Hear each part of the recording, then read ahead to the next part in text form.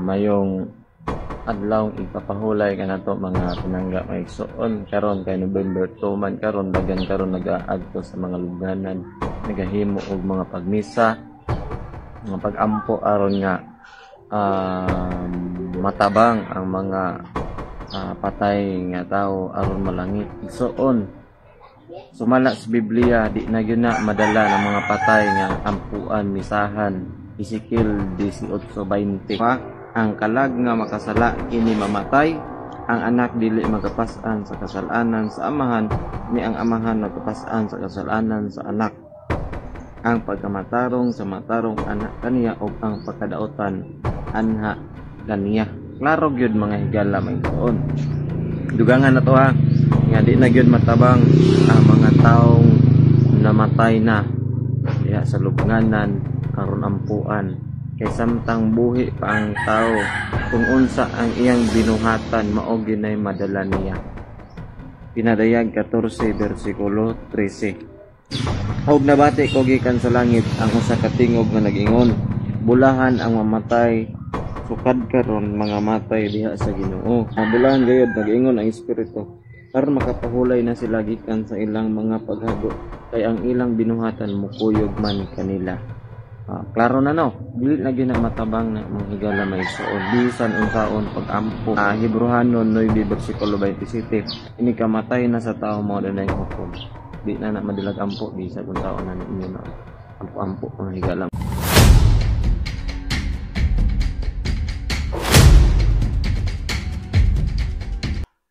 Nobyembre 2, usa kini kasaulugan sa Santa Iglesia Katolika Apostolika Romana nga kung diin ang mga Katoliko moadto sa sementeryo, mobisita og maghalad og mga pag-ampo alang sa mga mibiya na niining maong kalibutan na ug kana maong pag-ampo gipahinungod na didto sa gitawag og mga kalag nga diin nagtuo kita nga naa sa luna nga temporaryong pag-antos og temporaryong linisanan.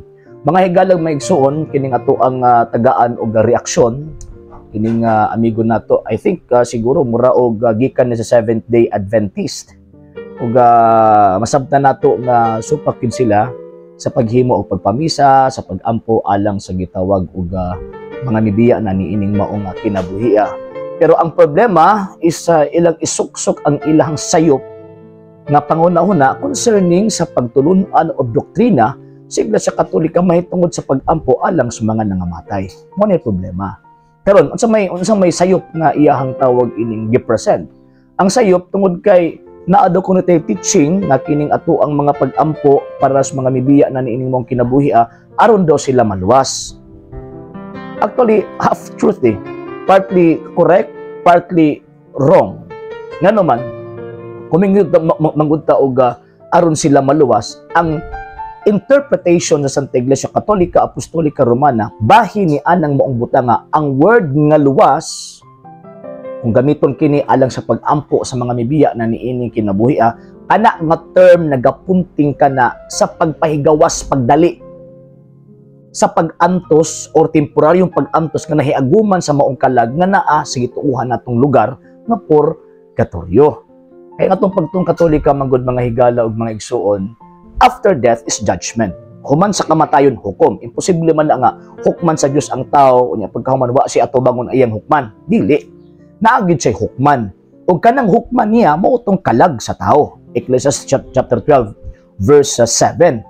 So syempre sa paghukom niya tagaan niya og silot ang tao ug tagaan po niya ganti.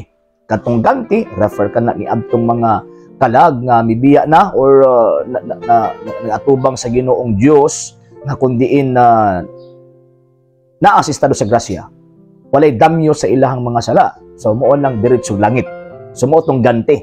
After judgment, so naa tong ganti ibutang sa langit. Kadtong mga kalag nga diin or kadtong mga tao nga nakahimo og sala nga ikamatay or ika-impyerno, asa man pud siya ipahimutang sa Dios after judgment? Ay ang Biblia nagsulti. Klaro kaayo na nga ibutang didto sa impyerno. Kanang impyerno, Revelation chapter 20 verse 10, wala na kalingkawasan ang kalag nga mahimutan pa dito. Forever or eternal na. Apan, kadtong mga kalag nga nangamatay na nga naa sa estado sa grasya. So, ibot pasabot niya na. Kana bang mga tao nga nakahimo og bugat nga sala, apan kining maong salaa ilahang gibasulan, unya nakadawat sila sa grasa sa Dios pinaagi sa mga sakramento, particularly kaning sakramento sa kumpisal. So buot ipasabot na uli kadtong grasya dito nila. So kung naulit na katong grasya, nawagtang nagkatong guilt, unya dili na sila mahitabo nga maatog impyerno.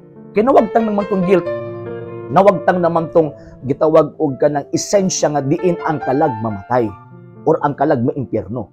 So naulit naman ang grasya, natanggal na to ang guilt, so di na siya maimpyerno. Dili pa pud siya malangit nga naman kay every sin, every sala nga atong mahimo na agyudnay katubang nga damyos. Kana nga damyos mao ni mamahimong babag niya padulong dito ipasulod sa langit. Kay dili naman siya pwede maimpyerno, dili pa pud siya dito sa langit nga naman tungod kay na may babag katong damyos. Kana nga damyos mauna ang sunugon dito sa purgatorio. Mabito gitawag purgatorio, paglinis, pagulay, pagputli. Nga naman kay naapay nagpabiling damyos sa kalag after siya mahiulian sa gitawag og grasya uban sa iyahang gitawag og pagbasol.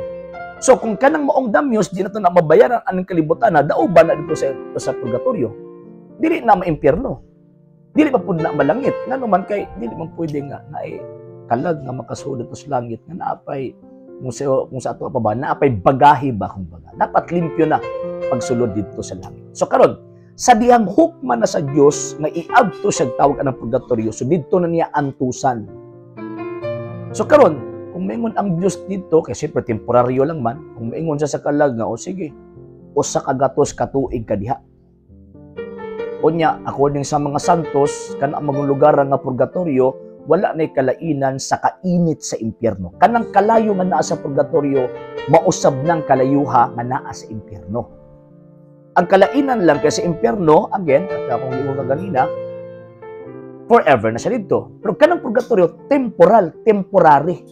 So kung maingon ang Diyos nga, 100 years ka dito, pwede ta mo file og appeal ngadto sa Dios sama sa gihimo ni Abraham, sama sa gihimo ni Moses.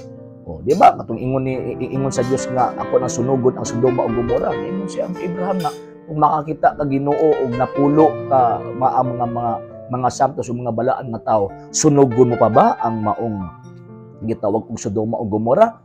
Ingon ang Ginoong Dios kung makakita og napulo, dili na ko sunugon ang Sodoma ug Gomora. So, pagpadayag ka na nga ang Diyos maminaw sa appeal sa tao. O ilabi na maminaw sa appeal sa mga taong santos o sa mga taong gitawag og balaan. So karon, kung mingon ang Diyos nga 100 years ang kalag nga naa didto.